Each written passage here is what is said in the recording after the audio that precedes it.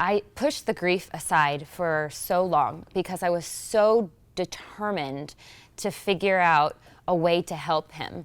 I had the pleasure of meeting with Jessica and Johnathan, who have 2 boys with unique medical conditions, 6-year-old Trent and Jacob, who is 4. Trent is more severe. He's got a Reich's cleft cyst that sits at the base of his pituitary gland. Once that was diagnosed, more diagnoses came for him. Trent has been diagnosed with autism spectrum disorder, vision impairments, a sensory processing disorder, some developmental delays, and anxiety. But it's just, I think, a culmination of things from the ASD and from the pituitary issues. Interestingly, it took over 3 years for Trent to receive his diagnosis. We had gone through a number of doctors early on in Trent's life, and most of which, dismissed it as that's normal, or you're a first-time parent, allergies. There was a number of things that was dismissed. After going to a lot of doctors, they found a complex care pediatrician, and that was life-changing. She immediately went to me as the expert on my child. She brought nothing in with her but a piece of paper and a pen, took notes, and listened to my concerns. And by the end, she said, "You're right." She said, "There is something going on here. You're not a new crazy mom. It's not an allergy. These symptoms that you're describing are not typical. And I'm gonna find out what it is." After hearing all of Trent's symptoms, the doctor admitted that she did not know what Trent had. Typically, a doctor always tells us, "Oh, this is exactly what it is." They know. She was very open about saying, "I need to do some research.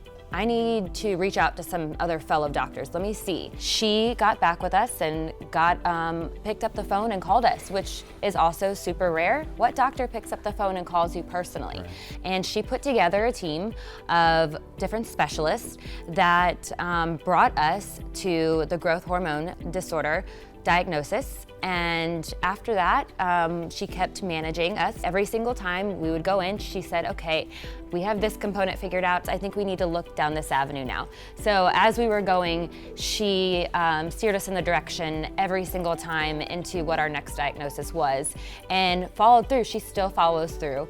She still picks up the phone and calls us. And she has kept an eye on Jake since he was born, visited him at the hospital, did his first exam, and she's been monitoring him, and she manages Trent's case entirely, and she's been life-changing for us. When they received other diagnoses, Jessica initially felt relief. She was relieved she no longer had to battle doctors for a diagnosis. But that relief was soon changed into grief, into sadness, into a question of what's next? How do I help him? What do we do? This is rare. I've never heard of this before. This is rare. So what do we do? So I went into panic mode, really. I went into panic mode, and I just started researching as much as I could to just become as educated as I possibly could on it. But I felt so much relief at first that went into so many emotions after that. Every emotion, but fear, I would say, is the biggest because you don't know, it's the unknown. Jessica said that for a long time she was so determined to find a way to help Trent that she pushed the grief to the side. Once I was able to accept the diagnosis and focus on his abilities instead of his disabilities, I was able to kind of move on from the grief. It's still there. It's always going to be there. The grief is always going to be there, but I manage it a little bit differently now because I feel more educated on all of their different diagnoses. So it'll always be there, I think. Even though Jessica and Johnathan have experienced hardships, they also have experienced wonderful joys. One of the biggest joys has been watching them succeed in certain areas that I know are extremely difficult for them. When Trent was in pre-K, we were always told that he was going to be held back or he wasn't going to be able to be in the school system. And I will never forget the day that I got a picture from his teacher with a certificate that said, Trent is kindergarten ready. That day was huge for me. You know, I think another one that probably hit me just as much was, you know, Jessica, spends a lot of time, supporting Trent at school. She sent this one picture with Trent's, it was a group of 3 kids and Trent, and they all had their arms around each other and they're walking down, right down the hallway. And I know through our interactions in social settings that that's not something that comes natural for him to have friends or make friends. And so I think it's, that right there reassured us that we're doing the right things. Johnathan explains how he feels about the situation 3 years after receiving the diagnosis. Very optimistic. I feel that Trent is going to have a amazing future. He's going to do some amazing things. It's not going to come necessarily easy or naturally, but that's not going to change the outcome at all. Jessica has advice for parents in similar situations. She says, "You are the expert on your child. Continue to advocate for them and ask questions and do your research." Once I decided that I was part of the team instead of just somebody that was coming in and listening to the doctors, I started kind of challenging and asking more questions and deciding this is what's best, and working with them together, I was able to advocate for him more.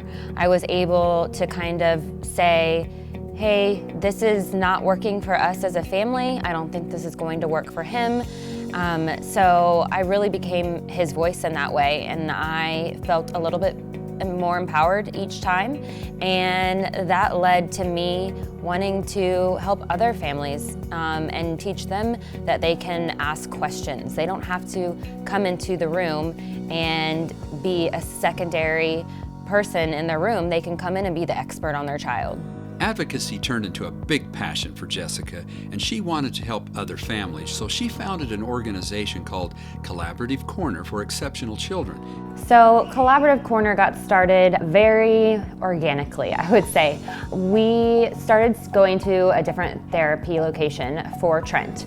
Trent was matched up with Kristen, and Jake, his speech therapist, was our other co-founder, Alyssa, and I had just started to have conversations with them during the sessions and after, and we all kind of discovered that there's a need within the community, and there are some gaps that we wanted to fill.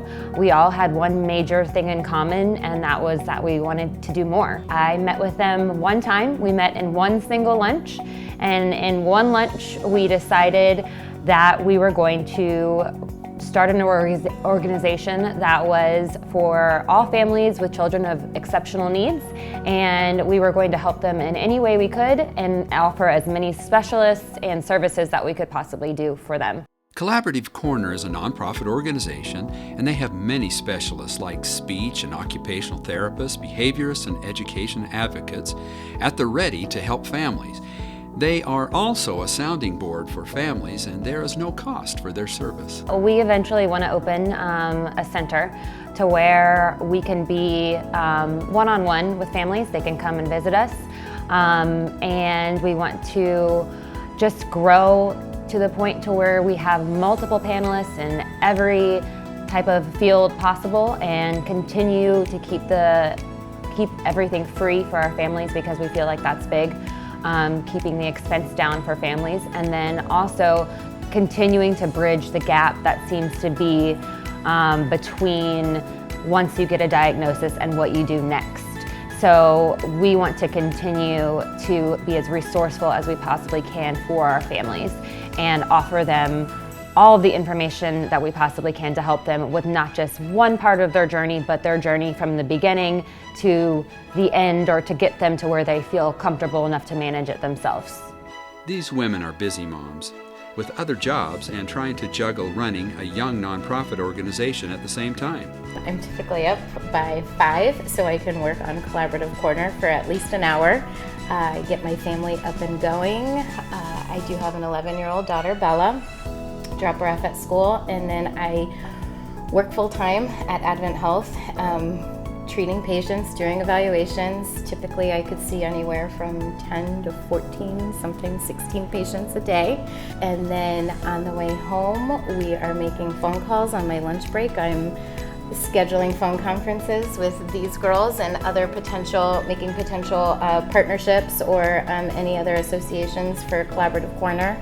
And then you can find me at my daughter's dance studio on my laptop in the evenings working on Collaborative Corner as well. My husband is a firefighter, so we have a really crazy schedule. I work part-time just in order to kind of provide opportunities for my son to have therapy and tutoring outside of school. And then I am also working on Collaborative Corner, not in the morning. I'll do mine on a lunch break or definitely in the afternoon while he's in tutoring. He has tutoring 3 times a week for an hour. So those are hours that I can definitely grab some time to organize things. And then, we have our typical evenings, and I'll do some more work after the kids go to bed. So I also have a part-time job as well that I've been at for almost 10 years. I am the admin for a United States swimming club. So that does take up a bit of time as well, but my days are filled with growing Collaborative Corner, and also I'm the education advocate for Collaborative Corner. And because we offer these services after hours, basically, we offer it when people get home from work. So I'm often doing phone consultations with families at 9 p.m. about their child's education plan, because that's the time that they have to do it. So we work well into the night, all of us do. We work well into the night every night and start early in the morning, and that's a typical day, I think, for all of us. So it's been a real learning curve finding that balance. But when you're doing something that you really love and you feel so passionate about, all of that time, it doesn't matter. It doesn't matter. So it's a big juggle, but we're figuring it out. My advice for families who are starting their journey or in the middle of their journey is to keep going. I definitely think it's important to ask questions. There is not a question that is too silly or doesn't make sense. It's okay to not know or not understand or ask for clarification.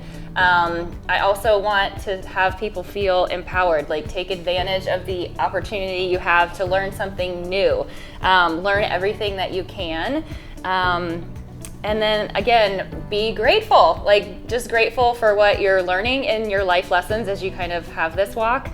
It gives you a new perspective on life. And it really just makes you, I think personally, be really grateful for what you have, for all the things that we kind of take for granted on a daily basis.